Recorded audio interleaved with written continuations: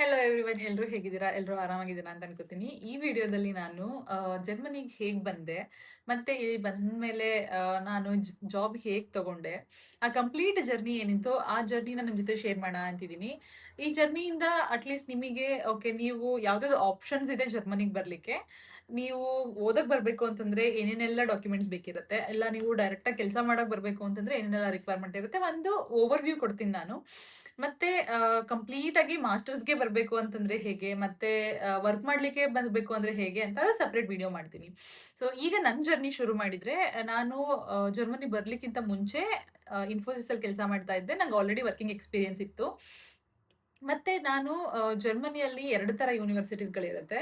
ಒಂದು ಪೇಯ್ಡ್ ಕೋರ್ಸ್ಗಳಿರುತ್ತೆ. ಜರ್ಮನಿಯಲ್ಲಿ 2 ತರ ಕೋರ್ಸ್ಗಳಿರುತ್ತೆ. ಲೈಕ್ ನೀವು ಪೇಯ್ಡ್ ಕೋರ್ಸಿಗೆ ಬರ್ಬೋದು, ಇಲ್ಲ ಅಂತಂದ್ರೆ ಫ್ರೀ ಕೋರ್ಸಿಗೆ ಬರ್ಬೋದು. ಸೊ ಫ್ರೀ ಕೋರ್ಸ್ ಅಂತಂದ್ರೆ ಏನಂದ್ರೆ, ನಿಮಗೆ ಕಾಲೇಜಿಗೆ ನೀವೇನು ಫೀಸ್ ಕಟ್ಟೋಂಗಿರಲ್ಲ. ಜಸ್ಟ್ ನಿಮ್ಮ ಸೆಮಿಸ್ಟರ್ ಟಿಕೆಟ್ ಅಂತ ಇರುತ್ತೆ, ಬಸ್ಗಳಿಗೆ ಈ ಥರದಕ್ಕೆ ಎಲ್ಲದಕ್ಕೂ ಇರುತ್ತೆ. ಅಷ್ಟಕ್ಕೆ ಮಾತ್ರ ಪೇ ಮಾಡ್ಕೋಬಹುದು. ಇನ್ನೊಂದು ಪೇಯ್ಡ್ ಕೋರ್ಸ್ ಅಂತ ಅಂದ್ರೆ, ನಿಮ್ದು ಪ್ರತಿ ಸೆಮಿಸ್ಟರಿಗೆ ಒಂದ್ಸಲ ನಿಮ್ಮ ಕೋರ್ಸಲ್ಲಿ ನೀವು ಪೇ ಮಾಡಬೇಕಿರುತ್ತೆ. ಅದು ಎನಿವೇರ್ ರೇಂಜಸ್ ಫ್ರಮ್ ಲೈಕ್ ಒಂದೊಂದು ಕಾಲೇಜ್ಗಳಲ್ಲಿ ಒಂದು 3,000 ಯೂರೋ, ಅಂದ್ರೆ 3 ಲಕ್ಷ ಪರ್ ಸೆಮಿಸ್ಟರ್. ಮತ್ತೆ ಒಂದೊಂದು it goes up to like depends on the course, ಅದು ಬೇರೆ ಬೇರೆ ವೇರಿಯೇಷನ್ಸ್ ಆಗುತ್ತೆ. ನಾನು ತಗೊಂಡಿದ್ದು ಫ್ರೀ ಕೋರ್ಸ್. ಸೊ ನಾನು ಸ್ಟಾರ್ಟಿಂಗ್ ಅಲ್ಲಿ ಹೇಳ್ತಾ ಇದ್ದೀನಿ, ನಾನು ತಗೊಂಡಿದ್ದು ಫ್ರೀ ಕೋರ್ಸ್. ನನಗೆ ಏನು ಕಾಲೇಜ್ದು ಫೀಸ್ ಕಟ್ಟಂಗಿರ್ಲಿಲ್ಲ. Just semester fees that is around like 360 euros. ಒಂದು ಇಂಡಿಯನ್ ರುಪೀಸ್ ಅಲ್ಲಿ ಹೇಳಬೇಕು ಅಂದ್ರೆ 30,000 ರಿಂದ 35,000 ಆಗ್ತಾ ಇತ್ತು. ಅದನ್ನ ಬಿಟ್ಟು ನಾನು ಇಲ್ಲಿಗೆ ಬರ್ಲಿಕ್ಕಿಂತ ಮುಂಚೆ ನಾನು IELTS ಎಕ್ಸಾಮ್ ತಗೊಂಡಿದ್ದೆ, ಮತ್ತೆ GRE ಎಕ್ಸಾಮ್ಸ್ ತಗೊಂಡಿದ್ದೆ. ನೀವು ಯಾವ ಕೋರ್ಸಿಗೆ ಅಪ್ಲೈ ಮಾಡ್ತೀರಾ ಅದ್ರ ಮೇಲೆ ನಿಮಗೆ ಯಾವ್ದು ಬೇಕಾಗುತ್ತೆ ಅನ್ನೋದು ಡಿಪೆಂಡ್ ಆಗುತ್ತೆ. ನೀವು ಕಂಪ್ಲೀಟ್ ಟೆಕ್ನಿಕಲ್ ಕೋರ್ಸ್ ತಗೋತೀರಾ ಅಂತಂದ್ರೆ ಇವಾಗ GRE ಕೂಡ ಮ್ಯಾಂಡೇಟರಿ ಆಗಿದೆ. ಆ ಕೋರ್ಸ್ ಅಲ್ಲಿ ನೀವು ಹೋಗಿ ನೋಡ್ಬೇಕು. ಡ್ಯಾಡ್ ವೆಬ್ಸೈಟಿಗೆ ಹೋದ್ರೆ ನಿಮಗೆ ಕಂಪ್ಲೀಟ್ ಡೀಟೇಲ್ಸ್ ಸಿಗುತ್ತೆ, ನೀವು ಯಾವ ಕೋರ್ಸಿಗೆ ಅಪ್ಲೈ ಮಾಡ್ಬೇಕಂತಿದ್ದೀರಾ ಅಂತ. ನಾನು IELTS ಬರ್ದೆ. IELTS ಅಲ್ಲೂ ನನಗೆ I think I got around 7 bands ಬಂತು. So it was good range. ಮತ್ತೆ GRE was not very good, but GRE ನಾನು ಎಕ್ಸಾಮ್ ಕೊಟ್ಟಿದ್ದೆ. ಮತ್ತೆ ನಾನು ಅಪ್ಲೈ ಮಾಡ್ಬೇಕಾದ್ರೆ 2 ಸರ್ಟಿಫಿಕೇಟ್ ಆಗ್ತಾ ಇದ್ದೆ. ನನ್ಗೊಂದಷ್ಟು ಡಿಫ್ರೆಂಟ್ ಯೂನಿವರ್ಸಿಟಿಗಳು ಸಿಕ್ಕಿತ್ತು. ತುಂಬಾ ನನಗೆ ಹೆಲ್ಪ್ ಆಗಿದ್ದೇನು ಅಂತಂದ್ರೆ, ನಾನು ಬರ್ಲಿಕ್ಕಿಂತ ಮುಂಚೆ ಇಲ್ಲಿ ದರ್ಶನ್ ಆಲ್ರೆಡಿ ಇದ್ರು. ಅವ್ರು ಆಲ್ರೆಡಿ ಮಾಸ್ಟರ್ಸ್ ಮಾಡ್ತಾ ಇದ್ರು. ಅವರಿಗೆ ಒಂದು ಆಲ್ರೆಡಿ ದರ್ಶನಿಗೆ ಹೋಗಿ ಗೊತ್ತಿತ್ತು ಮುಂಚೆನೆ ಯಾವ್ದು ಚೆನ್ನಾಗಿದೆ ಯೂನಿವರ್ಸಿಟಿ ಅಂತೆಲ್ಲ.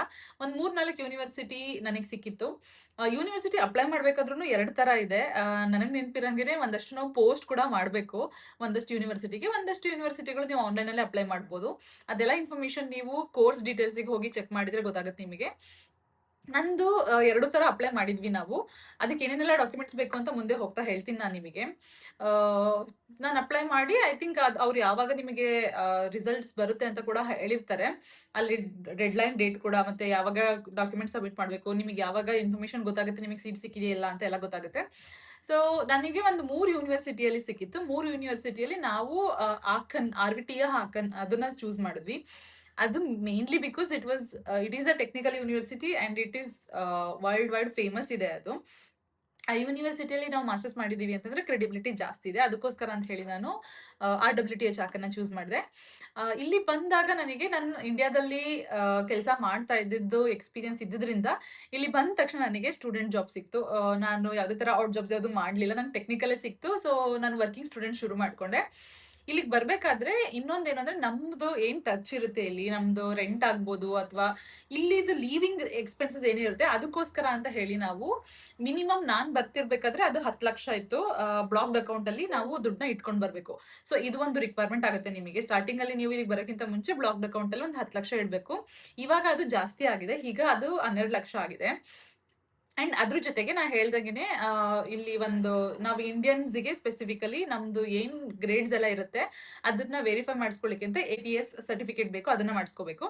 ಅದ್ರ ಜೊತೆಗೆ IELTS ಎಕ್ಸಾಮ್ ಇರಬೇಕು, GRE ಎಕ್ಸಾಮ್ ಇರಬೇಕು, ಮತ್ತೆ ನಿಮ್ದು ಬ್ಯಾಚುಲರ್ಸ್ ಸರ್ಟಿಫಿಕೇಟ್ಸ್ ಇರಬೇಕು. ಅದ್ರ ಜೊತೆಗೆ ಇವಾಗ it would be good if you learn some language ಅಂತಾನು ಇದೆ. ಲೈಕ್ ಅಟ್ಲೀಸ್ಟ್ A2 B1 ಆ ತರ ಮಾಡ್ಕೊಂಡು ಬಂದಿದ್ರೆ ಹೆಲ್ಪ್ಫುಲ್ ಆಗುತ್ತೆ. Even not for masters English ಅಲ್ಲಿ ಇದ್ರೂ ನಿಮಗೆ ಇಲ್ಲಿ ಸರ್ವೈವ್ ಆಗ್ಲಿಕ್ಕೆ ಮತ್ತೆ ನೆಕ್ಸ್ಟ್ ಜಾಬ್ ಹುಡುಕ್ಲಿಕ್ಕೆ ತುಂಬಾ ಹೆಲ್ಪ್ ಆಗುತ್ತೆ. ಅದನ್ನ ಬಿಟ್ಟು ಇವಾಗ ಹೊಸದಾಗ ಒಂದು ಎಕ್ಸಾಮ್ ನ ಇಂಟ್ರೊಡ್ಯೂಸ್ ಮಾಡಿದ್ದಾರೆ ಜರ್ಮನ್ ಗವರ್ಮೆಂಟ್ ಅವರು. ಅದ್ರ ಬಗ್ಗೆ ನಂಗೆ ತುಂಬಾ ಇನ್ಫಾರ್ಮೇಶನ್ಸ್ ಇಲ್ಲ. ನಾನು ಅದ್ರ ಬಗ್ಗೆ ಇನ್ನೊಂದು ವಿಡಿಯೋದಲ್ಲಿ ನಾನು ನಿಮಗೆ ಡೀಟೇಲ್ ಆಗಿ ಹೇಳ್ತೀನಿ. ಅದನ್ನ ಬಿಟ್ಟು ನಿಮಗೆ ನಾ ಹೇಳ್ದಂಗೆ ಬ್ಲಾಕ್ಡ್ ಅಕೌಂಟ್ ಅಲ್ಲಿ 12 lakhs ಬೇಕಾಗುತ್ತೆ. ಅದ್ರ ಜೊತೆಗೆ ನೀವು SOPs ಗಳನ್ನ ರೆಡಿ ಮಾಡ್ಕೋಬೇಕಾಗುತ್ತೆ. ಇದಿಷ್ಟು ಮಾಸ್ಟರ್ಸ್ಗೆ ಇಲ್ಲಿಗೆ ಬರ್ಲಿಕ್ಕೆ ಬೇಕಾಗುವಂತಹ ರಿಕ್ವೈರ್ಮೆಂಟ್ಗಳು. ಮತ್ತೆ ನನಗೆ ಇಲ್ಲಿಗೆ ಬರ್ಲಿಕ್ಕಿಂತ ಮುಂಚೆ ಅದೇ ಬ್ಲಾಕ್ಡ್ ಅಕೌಂಟ್ ಹೇಳಿದ್ನಲ್ಲ, ಬ್ಲಾಕ್ಡ್ ಅಕೌಂಟಿಗೆ ನೀವು either you can go for loan or you can actually ನಿಮ್ದೇ ಪರ್ಸನಲ್ ಫಂಡ್ನ ಅರೇಂಜ್ ಮಾಡ್ಕೋತೀರಾ ಅಂದ್ರೂ ಆಗುತ್ತೆ. ನಂದು ಫ್ರೀ ಕೋರ್ಸ್ ಇದ್ದಿದ್ರಿಂದ ನನಗೆ 10 ಲ್ಯಾಕ್ ವಾಸ್ ಎನಫ್. ಅಂಡ್ ನಾನು ಇಲ್ಲಿಗೆ ಬಂದ ತಕ್ಷಣ ನನಗೆ ವರ್ಕಿಂಗ್ ಸ್ಟೂಡೆಂಟ್ ಜಾಬ್ ಸಿಕ್ತು. ಸೊ ನಾನು ಪ್ರತಿ ಮಂತ್ ನಂದು ಏನು ಲಿವಿಂಗ್ ಎಕ್ಸ್ಪೆನ್ಸಸ್ ಇತ್ತು ಅದನ್ನೆಲ್ಲರೂ ಆರಾಮಾಗಿ ಮ್ಯಾನೇಜ್ ಮಾಡ್ಕೊಂಡು ಹೋಗ್ಬೋದು. ಬಿಕಾಸ್ ಇಲ್ಲಿ ಸ್ಟೂಡೆಂಟ್ ಬಂದಾಗ ಸ್ಟೂಡೆಂಟ್ಸ್ ಡಾಮಿಟರಿ ಎಲ್ಲ ಸಿಕ್ಬಿಟ್ರೆ ನಿಮಗೆ ಲಿವಿಂಗ್ ಎಲ್ಲ ತುಂಬಾ ಎಕ್ಸ್ಪೆನ್ಸಿವ್ ಆಗಲ್ಲ. ಆರಾಮಾಗಿ 1,000 ಯೂರೋ ಒಳಗಡೆ ಎಲ್ಲ 1,000 ಯೂರೋನು ಬೇಕಾಗಿಲ್ಲ. ಆಕ್ಚುಲಾಗಿ ನೀವು ಸ್ಟೂಡೆಂಟ್ ಇರ್ಬೇಕಾದ್ರೆ ಒಂದು 600 ಯೂರೋ ಇದ್ರೆ ಸಾಕು, ಆರಾಮಾಗಿ ಮ್ಯಾನೇಜ್ ಮಾಡ್ಬೋದು. 600 ಯೂರೋ ಅಂದ್ರೆ ಎನಿವೇರ್ ಬಿಟ್ವೀನ್ ಲೈಕ್ 60,000 ರಿಂದ 70,000 ಅಷ್ಟಿದ್ರೆ ನಿಮಗೆ ಆರಾಮಾಗಿ ಮ್ಯಾನೇಜ್ ಮಾಡ್ಕೊತಾ ಹೋಗ್ಬೋದು. ನೆಕ್ಸ್ಟ್ ನಾನು ಇಲ್ಲಿ ಅದೇ 2 ವರ್ಷ ಫುಲ್ ಮಾಸ್ಟರ್ಸ್ ಮಾಡಿದೆ. ಅದ್ರ ಜೊತೆಗೇನೆ ನಾನು ವರ್ಕಿಂಗ್ ಸ್ಟೂಡೆಂಟ್ ಮಾಡ್ಕೊತಾ ಹೋಗ್ತಾ ಇದ್ದೆ. ಇನ್ನ ನಂದು ಥೀಸಿಸ್ ಮುಗ್ದಿರ್ಲಿಲ್ಲ. ನಂದು ಥೀಸಿಸ್ ಮುಗಿಯೋಕ್ಕಿಂತ ಮುಂಚೆ ಸುಮ್ಮನೆ ಅನ್ಕೊಂಡ್ವಿ, ಓಕೆ ಜರ್ಮನ್ ಮಾರ್ಕೆಟ್ ಹೇಗಿದೆ ಚೆಕ್ ಮಾಡೋಣ, ಇಲ್ಲಿ ಕೆಲಸ ಸಿಗೋದು ಈಸಿನಾ ಕಷ್ಟನಾ ಅಂತ ಹೇಳಿ. ನಂಗೆ ಆಲ್ರೆಡಿ ಎಕ್ಸ್ಪೀರಿಯನ್ಸ್ ಇರೋದ್ರಿಂದ ನಂದು ಮಾಸ್ಟರ್ಸ್ ಬೇಸ್ ಮೇಲೆ ನಾನು ವರ್ಕಿಗೆ ಅಪ್ಲೈ ಮಾಡಲಿಲ್ಲ. ನಾನು ಅಪ್ಲೈ ಮಾಡಿದ್ದು ನಂದು ಪ್ರೀವಿಯಸ್ ವರ್ಕ್ ಎಕ್ಸ್ಪೀರಿಯನ್ಸ್ ಏನಿತ್ತು ಅದು. ನಾನು ಮುಂಚೆ ವರ್ಕ್ ಮಾಡ್ತಾ ಇದ್ದಿದ್ದು ಸಾಫ್ಟ್ವೇರ್ ಡೆವಲಪರ್ ಇನ್ ಡೆವಾಬ್ಸ್ ಅಲ್ಲಿ. ಸೊ ನಾನು ಡೆವಾಬ್ಸ್ ಮೇಲೆನೆ ಮತ್ತೆ ಅಪ್ಲೈ ಮಾಡಿದೆ. ನಾನು ಫಸ್ಟ್ ಅಪ್ಲೈ ಮಾಡಿದ್ದು ಒಂದು ಜರ್ಮನ್ ಕಂಪ್ನಿಗೆ, ಉಂಬ್ಲೌಟ್ ಅಂತ ಹೇಳಿ. ಅಲ್ಲಿ ನನಗೆ ಸೀನಿಯರ್ ಸಾಫ್ಟ್ವೇರ್ ಡೆವಲಪರ್ ಆಗಿ ಕೆಲಸ ಸಿಕ್ತು. So I started working in 2022. ಆವಾಗಿಂದನೇ ಶುರು ಮಾಡಿದೆ ಕೆಲಸ ನಾನು. ದೆನ್ ಆ ಇಯರ್ ಎಂಡಲ್ಲೇ ನಂದು ಮದುವೆ ಆಯಿತು. ಆ್ಯಂಡ್ ದೆನ್ ನಾನು ನನ್ನ ಹಸ್ಬೆಂಡ್ ಇಬ್ರು ಇಲ್ಲಿ ಇಬ್ರು ಒಟ್ಟಿಗೆ ಅರ್ನ್ ಮಾಡೋಕ್ಕೆ ಶುರು ಮಾಡಿದ್ವಿ. ಸೊ ಅಲ್ಲಿಂದ ನಮ್ಮ ಜಾಬ್ ಎಕ್ಸ್ಪೀರಿಯನ್ಸ್ ಶುರುವಾಯಿತು ನಮಗೆ. ಅದಾಗಿದ್ಮೇಲಿಂದ ನಾನು ಆಲ್ಮೋಸ್ಟ್ 1.5 ಇಯರ್ ಕೆಲಸ ಮಾಡಿದೆ.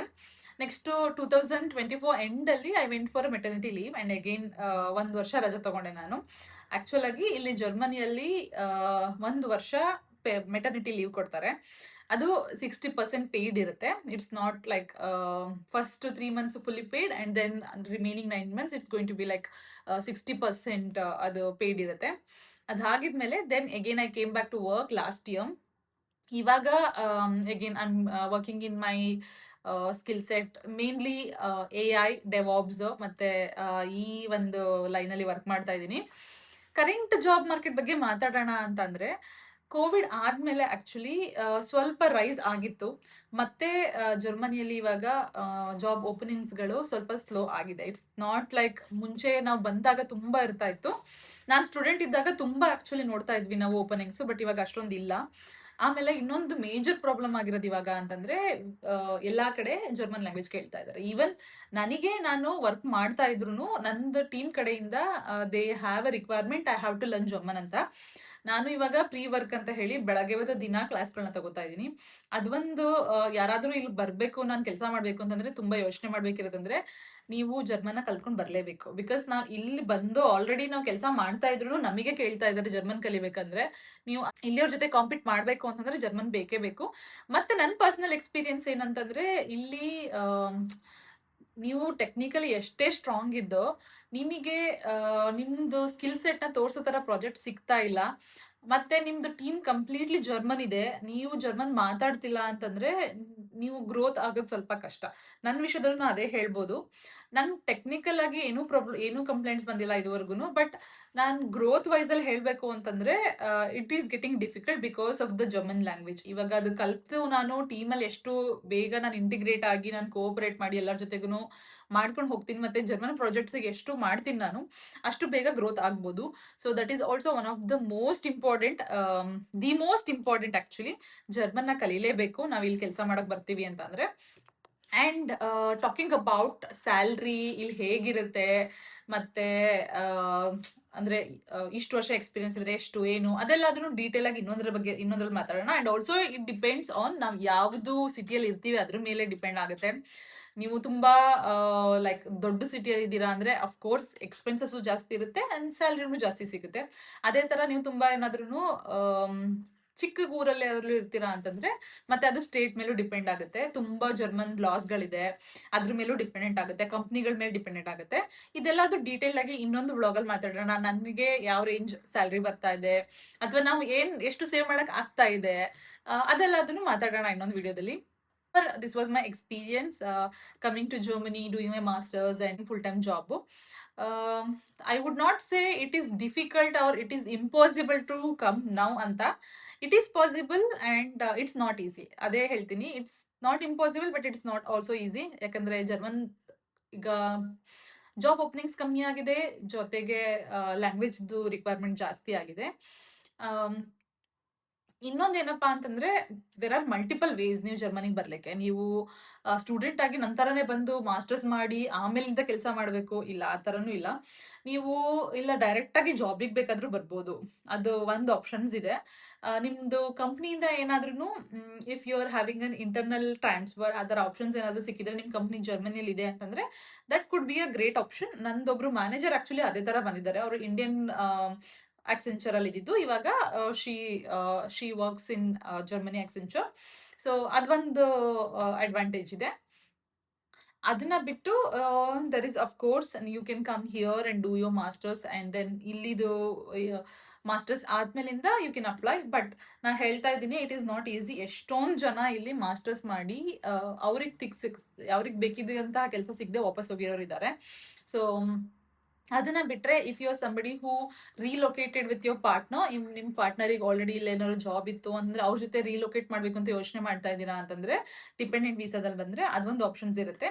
And one benefit for the dependent visa people are, ಅವರಿಗೆ ಇಲ್ಲಿ ಬಂದ ಮೇಲೆ they can learn the language and ಆಮೇಲೆ ಹೌಸ್ ಬಿಲ್ಡಿಂಗ್ ಮಾಡ್ಬೋದು, ಟ್ರೈನಿಂಗ್ಸ್ಗಳನ್ನ ಮಾಡ್ಬೋದು ಅಂಡ್ ಆಮೇಲೆ ಕೆಲ್ಸಕ್ಕೆ ಕೂಡ ಅಪ್ಲೈ ಮಾಡ್ಬೋದು. ಜೊತೆಗೆ ಪಾರ್ಟ್ನರ್ನ ಕರ್ಕೊಂಡು ಬಂದು if the partner is not working, ನಿಮಗೆ ಟ್ಯಾಕ್ಸ್ ಬೆನಿಫಿಟ್ಸ್ ಎಲ್ಲ ಜಾಸ್ತಿ ಇರುತ್ತೆ. ಇಸಾದ್ಮೇಲೆ ಬರೋರಿಗೆ they can also do a business. ಅವರಿಗೆ ಈ PR ಇರೋರು ಏನೇನೆಲ್ಲ ಕೆಲಸ ಮಾಡ್ಬೋದು, ಅದೇ ತರ ಅವರು ಫ್ರೀಲ್ಯಾನ್ಸಿಂಗ್ ಮಾಡ್ಬೋದು, ಯಾವುದೇ ಥರದ ಬಿಸ್ನೆಸ್ ಬೇಕಾದ್ರೂ ಮಾಡ್ಬೋದು.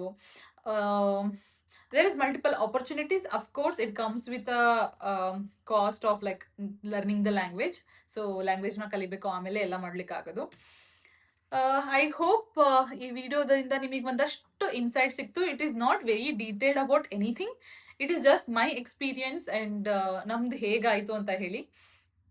ನಿಮಗೆ ಇನ್ನ ಡೀಟೇಲ್ಡ್ ಆಗಿ ಪರ್ಟಿಕ್ಯುಲರ್ಲಿ ಲೈಕ್ ಮಾಸ್ಟರ್ಸಿಗೆ ಬರ್ಬೇಕಂದ್ರೆ ಹೇಗೆ ಬರಬೇಕು, ಇಲ್ಲ ನೀವು ಇಲ್ಲಿ ಕೆಲಸ ಮಾಡ್ಲಿಕ್ಕೆ ಬರಬೇಕು ಅಂದ್ರೆ ಹೇಗೆ ಬರಬೇಕು, ಅಥವಾ ಜರ್ಮನ್ ಸ್ಟ್ಯಾಂಡರ್ಡ್ ಆವ್ರೇಜ್ ಸ್ಯಾಲ್ರಿ ಹೇಗಿದೆ ಅದ್ರ ಬಗ್ಗೆ ಇನ್ಫಾರ್ಮೇಶನ್ಸ್ ಬೇಕು ಅಂದ್ರೆ ನನಗೆ ಕಮೆಂಟಲ್ಲಿ ತಿಳಿಸಿ, ನಾನು ಅದ್ರದ್ದು ಡೀಟೇಲ್ಡ್ ಆಗಿ ವಿಡಿಯೋನ ಮಾಡ್ತೀನಿ. ಅಂಡ್ ಒಂದು ಯಾರಾದ್ರೂ ಜಾಸ್ತಿ ಸಂಪಾದನೆ ಮಾಡಬೇಕು, ಇಲ್ಲ you want to earn 10 times of what you're earning in India, Germany is not the place. ಯಾಕಂತಂದ್ರೆ ಜರ್ಮನಿಯಲ್ಲಿ ವರ್ಕ್ ಲೈಫ್ ಬ್ಯಾಲೆನ್ಸಿಗೆ ತುಂಬಾ ಫೋಕಸ್ ಮಾಡ್ತಾರೆ. So it is not like USA workaholic, ನೀವು ಚೆನ್ನಾಗಿ ಕೆಲಸ ಮಾಡಿದ್ರೆ you will earn a lot ಅಂತ, ಹಂಗಿಲ್ಲ. ಇಲ್ಲಿ ಯು ವಿಲ್ ಬಿ ಲೈಕ್ ನಿಮ್ದು ಏನ್ ಕೆಲಸ ಇರುತ್ತೆ, ನೀವು 9 to 5 ಮಾಡ್ತೀರಾ, ಆಮೇಲಿಂದ ನಿಮಗೂ ಆ ಕೆಲಸಕ್ಕೂ ಏನೂ ಸಂಬಂಧ ಇಲ್ಲ. ಇನ್ನು ವೀಕೆಂಡ್ ಬಂತು ಅಂತಂದ್ರೆ ಯಾರು ನಿಮ್ಮನ್ನ ಡಿಸ್ಟರ್ಬ್ ಮಾಡಲ್ಲ.